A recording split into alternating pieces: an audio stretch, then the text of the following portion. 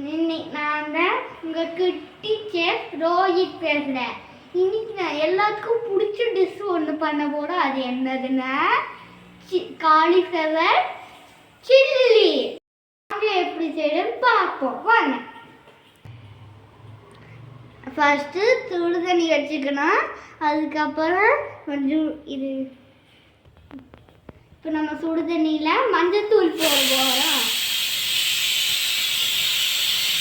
போட்டுட்டு அதுக்கப்புறம் காலிஃப்ளவரை போட்டுப்போம்.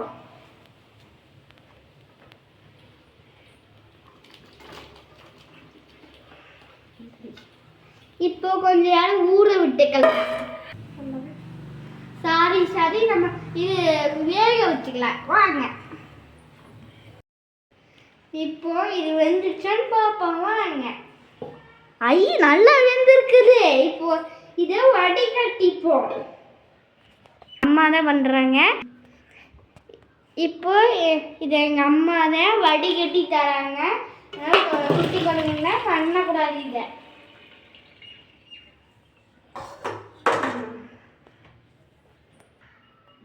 இப்போ நம்ம இந்த காலிஃப்ளவர் வேக வச்சதை என்னென்ன சேர்க்கலான்னு பார்க்கலாம். அரிசி மாவு சேர்ந்து இப்போ ஃபர்ஸ்ட் அரிசி மாவு சேர்ந்துக்கலாம்.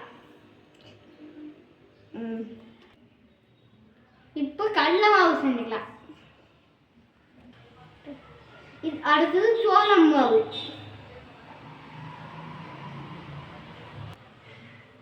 இப்போ இஞ்சி பூண்டு பேஸ்ட் சேர்த்துக்கோம். இப்போ சிக்கன் 65 மசாலா.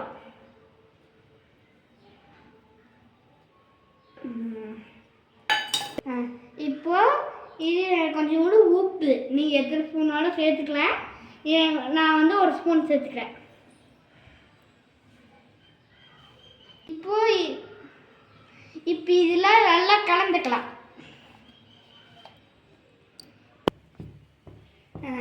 இப்போ நம்ம எல்லாத்தையும் கலக்கி வச்சுக்கிட்டோம்.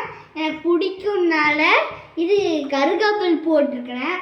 யார் யாருக்கெல்லாம் கருகாப்பில் பிடிக்குமா அவங்க என்னோட சேனலை சப்ஸ்கிரைப் பண்ணுங்க.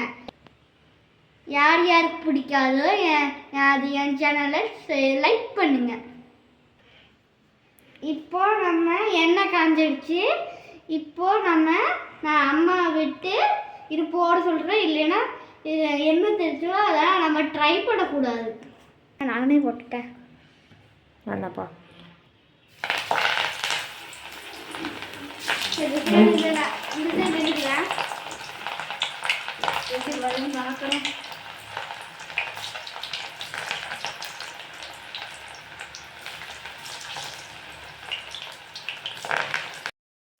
இந்த வீடியோவில் பார்த்துருக்க ஆன்டிஸ்கில் உங்கள் குட்டீஸ்க்கு இந்த சில்லி செஞ்சு தாங்க.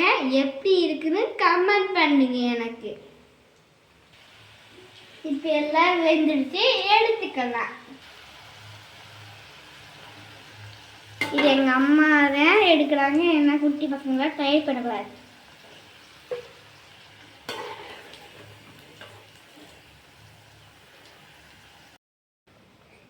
எனக்கு பிடிச்ச இது சொரக்காய் பிரியாணி செஞ்சுருக்காங்க. அதோட நம்ம முதல்ல வீடியோ ஓடுங்க சில்லி அந்த சாப்பிட்டு பார்க்கலாம் வாங்க.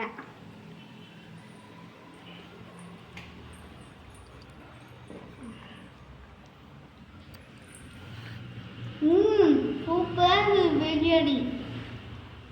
அதாவது கொஞ்சம் சில்லி சாப்பிட்டு பார்க்கலாம். சூப்பராக இருக்குது.